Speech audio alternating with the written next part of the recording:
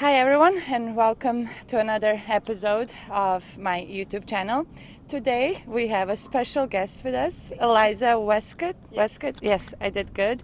And then Gio. I mean, I'm back. he's back. My third episode or something. Yeah. Yes, yeah, in a row. Yeah. We did one yesterday on my serve. We did one this morning playing a practice set, and now we're here with Eliza. Yeah. I'm trying to use this time that I'm in LA, so I'm so happy we connected. So tell us a little bit about your tennis journey and where you are in your game. Yeah, I'm about 4 years into really practicing tennis regularly. I come from a lacrosse background, so played sports growing up, team sports, but didn't really get the chance to get into tennis. So it's really been a journey of just being the best tennis player I can be and playing the sport on my own terms and enjoying it. Yeah. And I like to blog about tennis, the news, fashion. Yes. I love that tennis is a stylish sport, and so I get to kind of blend both of my passions in my blog. That's how we know Eliza, right? Yeah. You guys should follow her page. She does a really good job. So. What's your handle? We're gonna put it here. It's Eliza's world. It's Eliza's world. Yes. And she's awesome. And she comments the outfits, tells you what's going on in the tennis world. Very, very, very awesome. I love your content. So you're doing a great job. Okay, so Gio is gonna coach us today. Yeah. He's our coach. Obviously, we're at different levels. Do you know your level? Like, do you have a USTA or I think something? I'm around a 4.0. Okay. Somewhere around So there. she's around 4.0. Okay. And we're actually struggling with the same thing. So even if you're on professional tour or you're just recreational, you can struggle with same things, Yeah. right? On the serve, forehand, volleys, whatever. But just at a slight different maybe level, but it's kind of the same thing, Yeah. right? Yeah. But anyways, we spoke a little bit before, and you said you're struggling with taking your forehand approach shots. Is that true? Or? Yes, I struggle with the forehand on the rise. I let the ball drop pretty often on the forehand, Okay. whereas I'm more comfortable on the backhand taking Yes. it early. And yeah, I often spray an approach shot, and my volleys could definitely be better. Okay. So there's Okay. lots for me to work on at all times. Okay, Yeah. so we're gonna. I will see, Gio. Like I, you know that I struggle with. Yeah. Just a little bit. Yeah. Yes. No, we can do the same drills. I think and show the people like how we can. A player on tour WTA and someone that plays recreational in her own time can do this exactly the same drills, but with different outcomes or different goals. Yeah. And the same drills can work for the same level. Like Yeah. this tennis is pretty simple. There's not Yeah. too much. It's just gotta execute. Yes. Whoever executes Yes. better or Yeah. more precise will Yeah. be better. Yeah. So we can see that you do the drill and she's gonna do the same drill, and we'll see the difference how it works. Yeah. Yeah. Let's do it. So what do you have something planned for Yeah. us? What's the first drill we're doing? We'll go. We'll take one approach on the rise, a forehand approach on the rise, and one follow-up volley. And we're gonna do one target for you and one target for her. So obviously for you, we're gonna make it a little bit harder. We're gonna give you a smaller target, and for her, we'll give a bigger target. So essentially, you guys are working on this exactly the same thing, Okay. but with different goals, different outcomes. And when she gets to a higher level, then she can start making her target a little bit smaller, and then Okay. she'll get to the level that she Yeah. wants to be. But for you, you gotta play with smaller margins since you're playing a tournament on Monday. Which is in 2 2 days. days, yeah, exactly. Yes. I have a question though about that forehand approach. Do you recommend coming in like taking it on the rise, right? But do you recommend going like here, Yeah, landing on that left leg? yeah. I mean, there's different ways you Yeah. can hit it, and depends on the ball. But you tell me what Yeah. you're thinking, or you're here and going through like this. Good So question. tell me, in your opinion, like, does that depend on a ball? If you're coming to the net, Yes. like, tell me Yeah. the difference. So I think that the main difference that if it's a ball that is super high, I would say if you're on a higher level, I don't see a problem of jumping, getting off the air, and getting your legs more involved. Okay. I would say if you're learning how to take that approach, I would suggest staying stable and staying on the ground. Okay. Because the lower, when you have a low center of gravity, you're more stable. You tend to have more confidence taking those shots. Okay. But obviously, if the ball is too high, I don't see a problem taking it on the rise and coming in and landing Okay. on the left foot as you showed. Yeah. Obviously, if the ball is low, I would recommend staying low and whipping more with the wrist Wrist, versus just okay. kind of like jumping into the ball. Yeah. Okay, So well, we you're can, gonna see how we're doing, and then we yeah, can we can do talk. also one Yes. higher ball, one a little bit lower, and then we see the Yes. difference on your Yeah. footwork and And obviously, you'll coach us as we yeah, go. yeah, sounds Okay. good. We'll talk as we go. Okay, All let's right. go then. Let's do it. Let's do it. All right, guys. So we're gonna do the drill: one approach forehand on the rise, and then one volley cross court. Okay. So you're gonna work with the darker color and the cones as your target. Emma's gonna be the lighter color. Okay. The reason why Emma has less margin than you, and if she's playing on the WTA tour, this ball can be a little too short and a little too much in the middle of the court. So she has to get that deeper shot and more towards the side in order to get a great approach.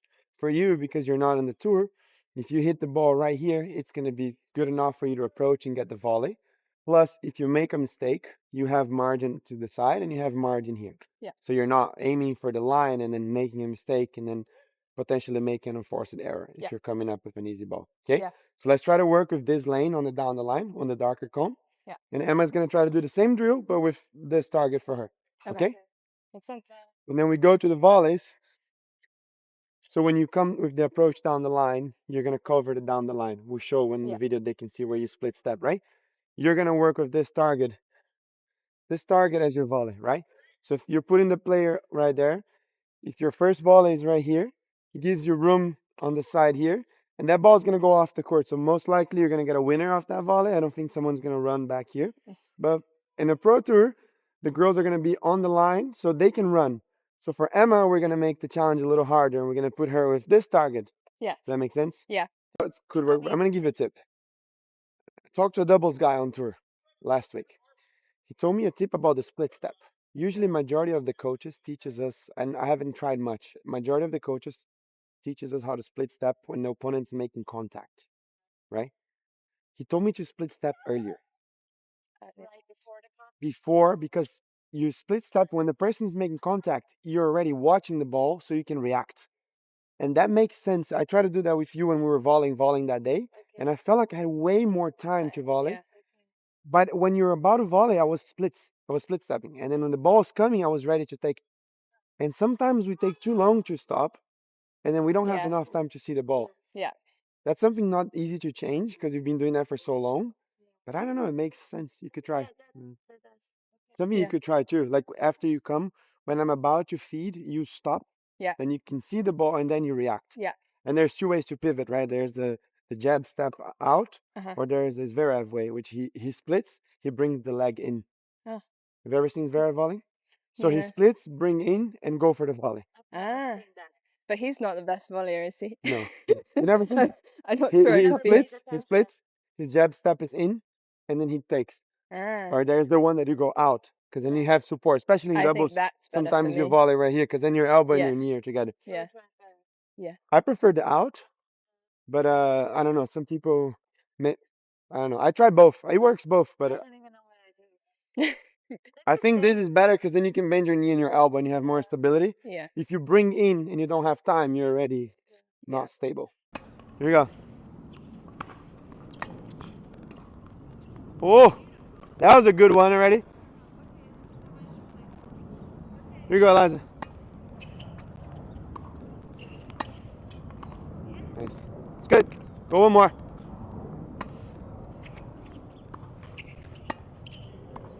Okay. Try to pull as you're hitting. Try to pull the left hand and open a little more, and then boom. And you can get more flat on that ball. Asking when she's hitting if she should take it like this or More flat. More flat. You can take more flat. Because it's high. If it's a low one, then you go under more. Yeah. Well, the thing with the if it's higher, when you turn, you can turn already with the elbow high in the racket. You don't have to go like this. So you see the high ball, automatically you just turn here. The racket is ready. You don't have to drop your racket, because that way you already get the ball on the rise and come. Yeah. That will save you so much time turning already here and moving here versus going and doing a full swing. Okay, here we go. Oh, sorry, Emma. Nice. Here we go. Catch it on the rise. Nice. Okay. Here we go. Approach.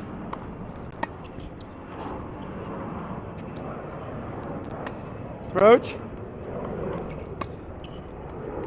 Okay, all good. Come in. Good. Nice, good work. One more. Approach. Nice, better volley, way better. Here we go. Approach. Nice, Emma. Nice, good volley. Nice, Eliza. Okay. Yeah, so for example, if they're watching, the one before, you did a very good split step. So then you were able to watch the ball and you did an amazing volley. This one you rushed a little too much. So if you're paying attention when I'm about to feed you the volley, if you try to stop and make sure your legs and your arms go together, because when your knee and your elbow are aligned, you have more stability to volley versus just your racket into the ball. Yeah, perfect. There you go. That way you can watch the ball better as well.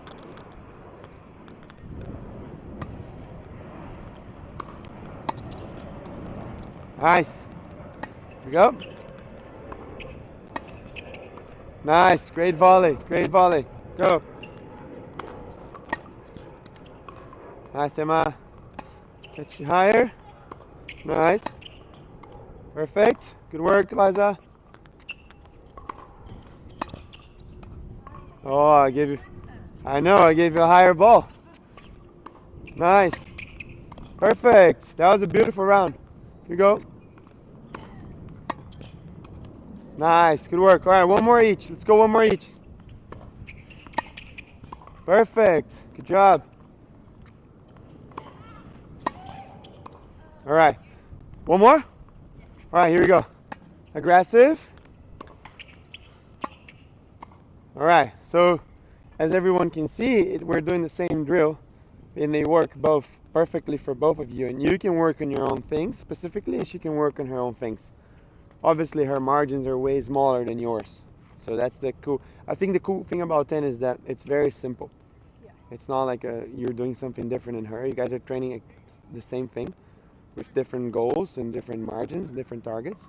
And I think that's what people have to understand. Like those guys on tour, they're not training something totally different than we imagine. They're doing this kind of specific drill, simple. The difference that they can execute 100 out of 100. Yeah. And you know, sometimes we make. Yeah. Say that, but what I've noticed with her, and I don't know if you've noticed that, is that she does too much like wrist. Yes. Right? Yes. And the approach, yeah. Right? I agree. That's where you struggle. How do I Yeah. fix it? I think turning already here instead of going for a full swing. So like you split, you recognize the ball is low, you just turn. You just bring the racket and then you go.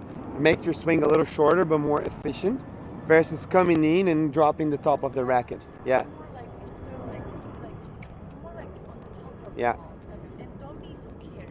Yeah. Like go for and she can watch me. Like Yeah. what I'm doing and try to visualize and you do Yeah, the same. it's I so agree. beautiful. Yeah. All right, let's do one more round. Yeah, Let's go one more round. See if we can catch it on the up. Nice. Here we go. Watch that ball. Nice. Way better, Eliza. Watch. Stop for the volley now. Good. Nice. Here we go. Catch it on the rise. Yes. Split. Yes. Perfect. Good work. Here we go. Go. Nice. All good.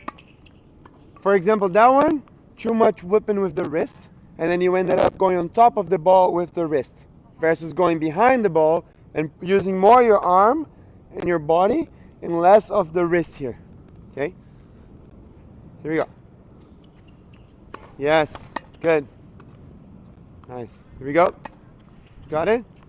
Nice. Good work, Eliza. Here we go. Perfect. Go. Yeah, good job.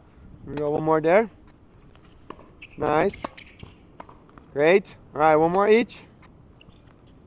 Good, Emma. Woo. Yeah. All right, one more each. One more each. Here we go. Let's make it a nice one. You got it. Good. Step in.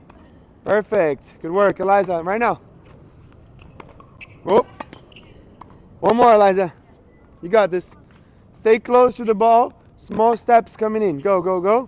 Yes, good. Perfect. Good work. See how you swing shorter? You stay a short swing but more efficient versus going for a big swing inside the court. You don't need that sometimes. If you're playing far behind the baseline, you have time and space to do this, that's okay. But you're trying to come in with that ball, you don't have time to go for a big swing. Okay? And that adjustment is what I find so hard. It's like recognizing when I'm at the back of the court, Yeah. how my swing is versus what I do then. Yeah. Versus this. Yeah. It's the transition. Yes. And changing. Yeah, changing the grip as well. Yeah. That's why I find it very important also the split step, not just for you to see the ball better, but also to make sure, okay, I'm stopping, I gotta change my grip and I go for the volley. Yeah.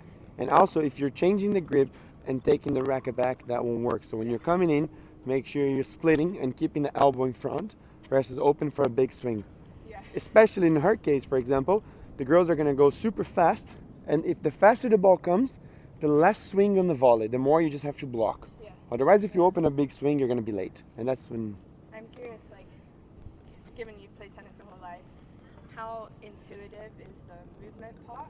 Like, I feel like I think about so many things at once. I'm like, oh, shorter swing, but split step, move my feet. Like, it's not intuitive. Yeah. If I think really hard and I concentrate, I can do it. But then when it comes to a match and I have to do that, and then the next, it's on my backhand and adjusting. Like, what's Good. that like for you? Great question. Yeah, I think that's a really good question. I think when you take a lesson or when you go practice, I feel like let's say you have an hour to play tennis. Yeah. I don't think it's much more valuable for you to do it in an hour, 10 minutes of forehands, 10 minutes of backhands, 10 minutes of volleys. I'm more like, okay, let's do an hour of approach and volleys. And that's what those guys do on tour, right? Those guys are going to work 1 hour in just one specific volley. And then because that way you only focus on one thing. Yeah. Now, if throughout the whole hour, we work on 5, 6 different things that you struggle with, you're not going to focus on any of them. So I would suggest if you have a hard time focusing, just go 1 hour, only one type of serve. Yeah. The next day you go an hour, only one type of volley or one shot that you struggle the And most. when you're playing, do you think about Because I think I don't know, then you can ask her. Yeah. Sorry, I'm not taking the other mic. Yeah. So I agree, but then like while you're in practice, then you're thinking, right, of that. I'm working on that. I'm gonna focus on my split step. I'm gonna focus, like now I'm thinking about it. Oh, split step. Oh, do this. Oh, come over the ball. Do your leg. So I am telling myself the same thing. Yeah. When you're in the match, when you're playing, Yeah. it's very intuitive. Okay, yeah. I don't have time to think about all these things. Yeah, if it's an obvious mistake that I didn't like split step or I didn't come, okay, I'm like next ball, do it. But the more you play and the more you practice the right way, it becomes intuitive over time, right? It's not just gonna happen overnight. We've played our whole life, so we don't have to think. Like when he was mentioning earlier for Zverev how he does this, I'm like, what do I do on the volley? Like, I don't even know what I do. Like, I don't think about it. But what I've noticed now in this drill, that I don't really do my split step. I do something, I don't know if you noticed, I go, and I'm like, this, and then I go, like I don't. You don't have a very big step in. You kind of go both of them together. Yes, yeah. I agree. I'm very good at receiving volleys, and I'm not good with stepping. into the So if you watch me play doubles, like, oh, keep hitting at me, I'll get everything back, you know? But to close it out, I'm very like, you know, so yes, I hope that helps. Yeah, no, it's just, I think to me, like that's probably one of the biggest differences in someone who's a great player and someone who's learning is, for me, it's not intuitive. Yeah. And so I feel like I need a really high level of concentration to play well. And it's hard to maintain that. Like that's just like a mental practice. It is. And yeah, if I'm not thinking about it, then I'm not playing well because it's not natural for me. Yeah. But I feel like the more you repeat during practice, the more you do the same exercise over and over, it should become more natural for you. Yeah. So then when you go play a match, you'll be doing things that you don't even like, oh, I'm actually doing that great. Yeah. But I do think that it takes time for you to repeat the same thing over and over versus doing 1,000 things at the same time during a practice court. Sure. So next drill we're gonna do, we're gonna change the target for the forehand. We'll go with the approach cross court. and then covering the different angle of the volley. So then the first volley will be a backhand cross court away from the opponent. We'll change the targets and you guys will see them hitting the drills. Okay, here we go. Okay, so we changed, right? So the approach, forehand on the rise to a cross court, and the first volley will be a backhand cross court, okay? Just be careful. We're working with the approach angle, okay? So when you work with the angles on the court, you lose a little bit of the depth, right? The court gets smaller. So you got to work on shorter, closer to the net. Your margins here get smaller. If you go angle, cross court high, that ball will go out because the court's smaller.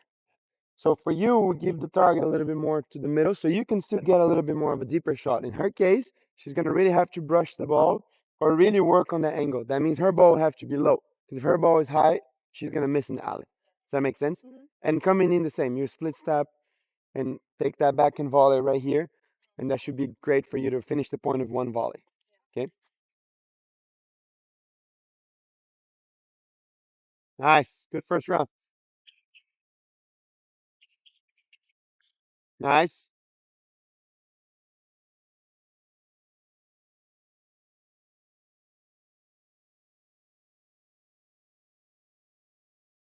Yeah, let's move that one. Eliza, try to split step a little more on the volley.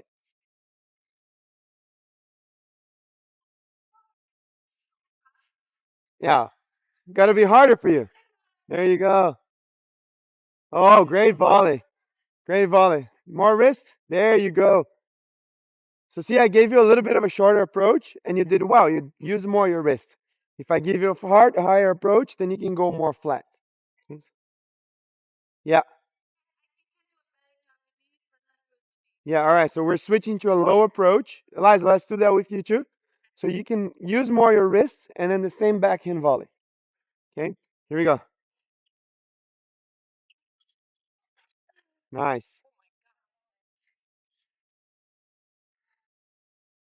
Good volley. Beautiful. Nice. Nice, Emma. Good. Consistent. Perfect. Stop, stop. You're way too high on that volley. Okay. Stay a little lower on the volley, Emma. Oh.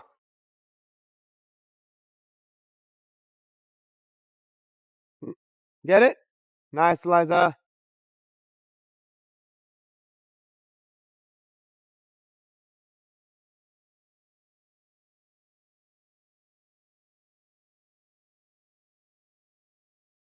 Perfect. Stay low. Low. Yeah.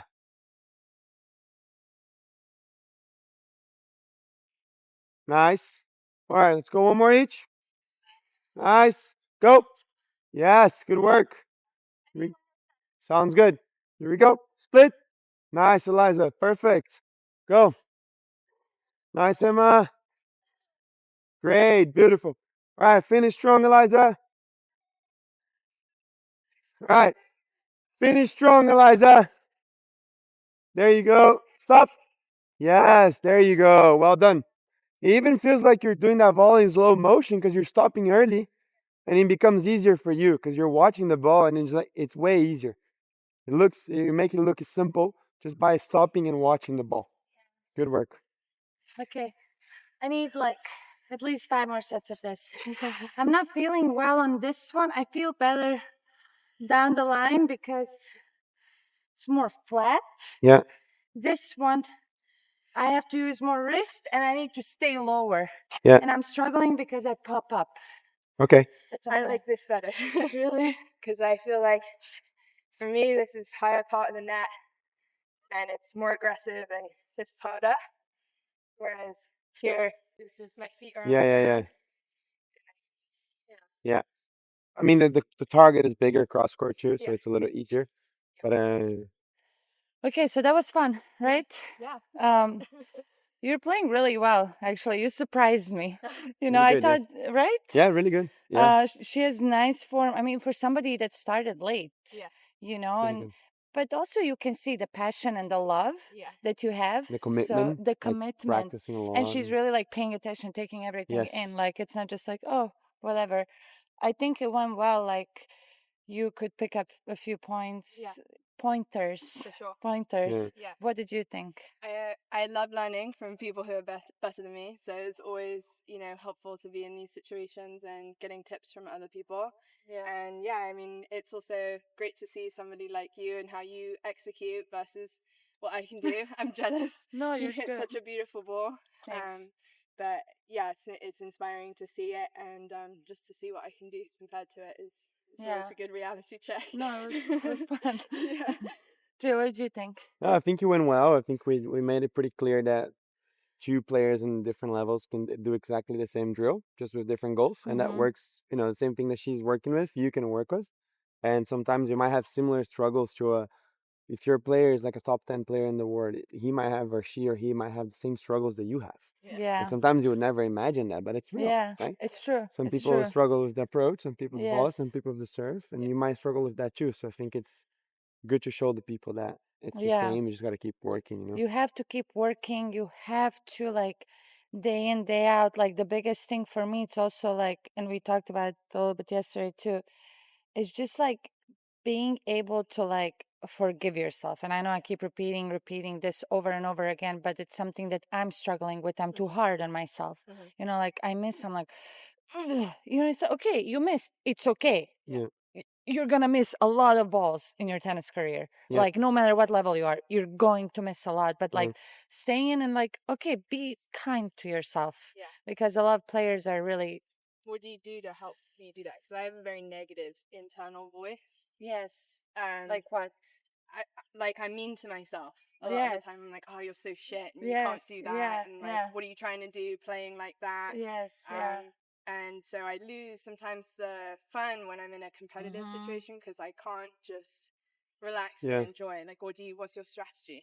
My strategy is I'm working on it currently too. I struggle for me like coming back after not playing 8 years and having that confidence. Like I know I can play well and I can hit the ball as well as a top 20 player in the world right now. It's really the level is not that different when you see. You would agree with me, like a Yeah. top 500, top 50, like playing wise, practicing. Yeah. What matters is in the points, right? It's the mental side Yeah. that everybody talks about. Is just being able to move on. Yeah. Like what has helped me lately is just like working on myself off the court. You cannot expect to be a different person on court and off the court. You have this anxiety. You have, like you're all over the place. You cannot expect to be like to make a switch on the court. I'm working a lot off the court on my breathing. I read a lot. I'm trying to slow down because nowadays we live in such a like fast-paced life, and it's like go go go go, and then you come in the match and it's like you freak out, and then you're like between points, you're like oh, and so like staying present. And my sports psychologist, he just told me like always like what's been helping me to bring myself to the present moment, like to feel where you are now. Okay, I'll feel the ground. I'm here. I'm here. Right. This is it. I'm not in the past point. I'm not in what's happening. Like kind of like having something to like feel your racket, feel something, turn around, touch your strings, just to remind I think a good yourself. example if people want to watch at home and recall Sharapova, right? I think not sure if every single point or every time she was struggling, she would turn her face behind the fence and she would play with her strings. I think it was a very clear way to see someone doing that because she did it every single time and the same thing. And or Iga when she sits down, close her eyes, do her breathing exercises, or Djokovic. I think those things. And also I feel like talking about the mistake, the being mad at yourself. I feel like we live in a society not only on and off the court, but that people put pressure on us that we're not allowed to make mistakes. Yeah. And especially as an athlete, right? You have to understand that it's okay to make mistakes and you will make mistakes. You have to accept that. And then your life outside the tennis court too. And people are afraid of making that. And I think you have to learn that making a mistake, putting the effort, putting all of that, it's an issue. But if you're putting the effort, you're doing everything great, but you make a mistake, okay, that's good. What do I have to work on? And next time you fix it. The problem is if you keep repeating over and over the mistake, then it's not going to help you. Yeah. But I think making the mistake is part of the process. Yeah. You gotta embrace that and go for it. Yeah. and find what works for you. Maybe Yeah. something that works for me is Totally. not going to work, but you Right. try different things Yeah. until you find that something works for you. Either is that strings or the changeover or what I just told Go you. to Tao maybe. Whatever you have to find a way for yourself. Yeah. Yep. And we're gonna close out with that. Thank you so much, everyone, for watching. Please support all of us. Follow everyone. I'm gonna put hashtags underneath our faces. And yeah, thank you so much for watching, supporting also me on my journey, on my comeback. Every follow, every like, every share means a lot. And we'll see you guys next time.